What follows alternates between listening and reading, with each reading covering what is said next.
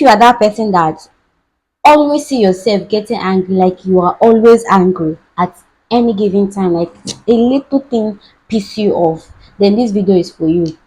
This video doesn't make me a therapist. I am not a therapist. I'm just that girl that learned how to manage her anger. And I will be sharing just few methods, the few ways I use to manage my own anger, because I used to have a lot of anger issue, a lot of things, a lot of silly small things used to piss me off. I am easily pissed. Number one is pause. Shock you, Abby? Yes. Number one is pause. Like you pause, like somebody triggered you to anger, you pause. When you pause, you have time to think, you have time to breathe. Now that is when the second one comes in. Breathe. Now you breathe in and breathe out. Yes, it helps a lot. This period, your nerves is, you are calming you yourself is calming your nerves down. You yourself is talking to your inner spirits. Like I pause, I breathe in, I speak to my inner spirit. Does this person worth my time? Does this person worth my energy? Sometimes I walk to the mirror. That is if I am at home. I walk to the mirror and speak to myself on the mirror, telling myself, no, you, this person doesn't worth your strength. This person doesn't worth your time. This person doesn't worth your energy. This person doesn't can't drain you, right? That is the method I use in, you understand. And then walking away. Yes, walking away helps.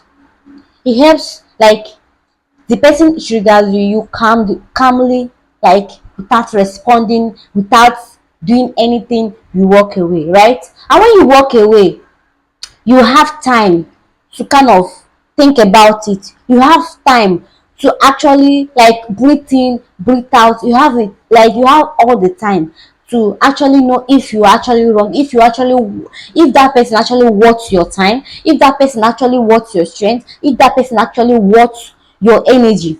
Now apart from that, maybe you are the reason why that thing actually happened, or why that person reacted that way he or she reacted, right?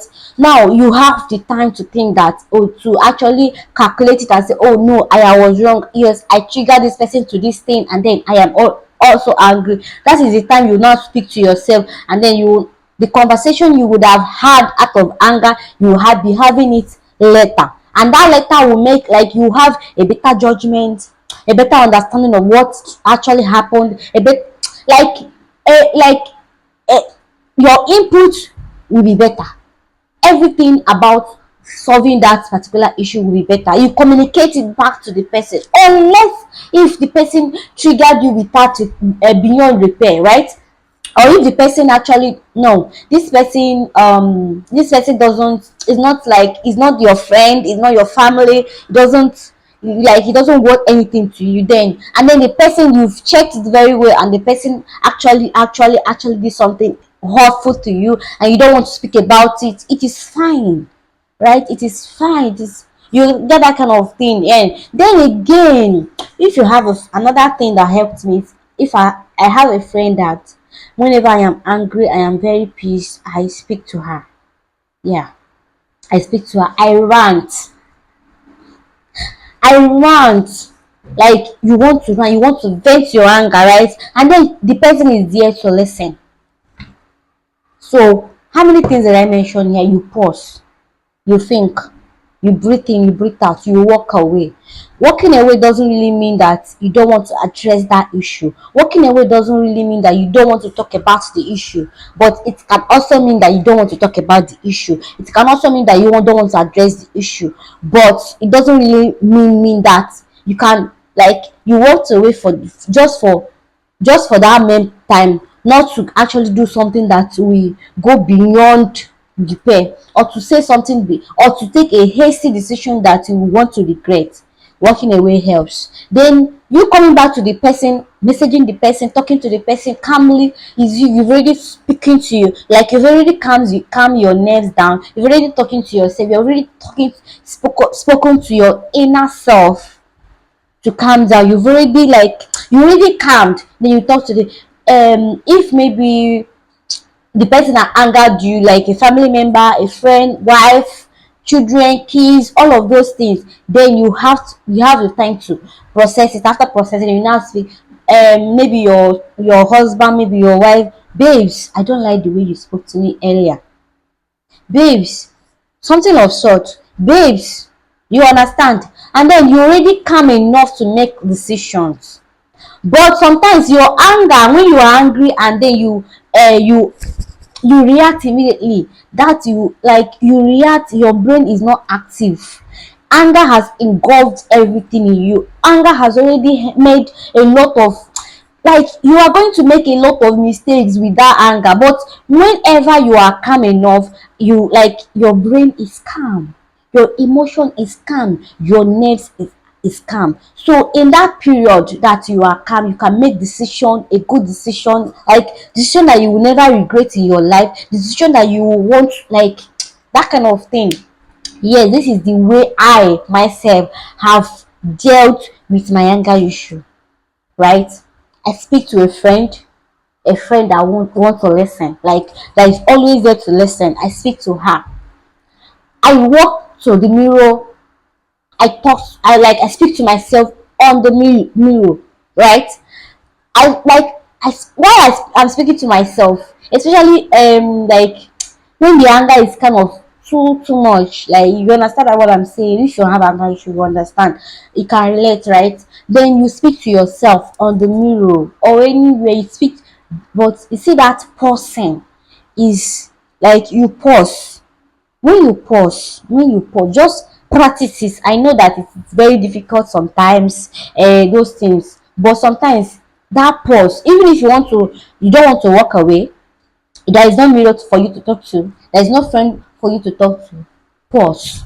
Learn to pause. When you pause, you know that like there are words that you want to use, but you paused. That person helps you like helps you calm down. Like you understand, nobody is going to hold you, nobody is going to hold your hands not to touch that person, nobody is going to hold your hands not to do some silly things. Mind you, my own anger, I don't have destructive anger. I don't destroy when I am angry, but a lot of people destroy things when they are angry, and which I don't buy, I don't like, I don't love, I don't fancy. Because why? You were destroying a property that you spent, or the other party spent a huge amount of money to achieve. Then you destroyed it just because you are angry. Or maybe you spoke to the person in a way that destroys, like anger will make you speak in a way that you actually destroy that friendship, and that there is no, you understand. But you person makes you calculate, you person makes you breathe, you person makes you think, you person makes your nerves calm down. That is when you calculate what and what not to say. That is when you calculate when how to react. That is when you calculate it. Because if you don't, you do some things. I said it before, you do some things that you regret. You say some things that you also regret. And if you find this video interesting, don't forget to drop a comment. If you watch to this extent, it means you love the content, right? So please drop a comment, drop a like, tell me about your own. You can share your own experience, and then you can come back and share how you have overcome your own anger and your own anger. And don't forget to subscribe to my YouTube channel. Thank you and remain blessed.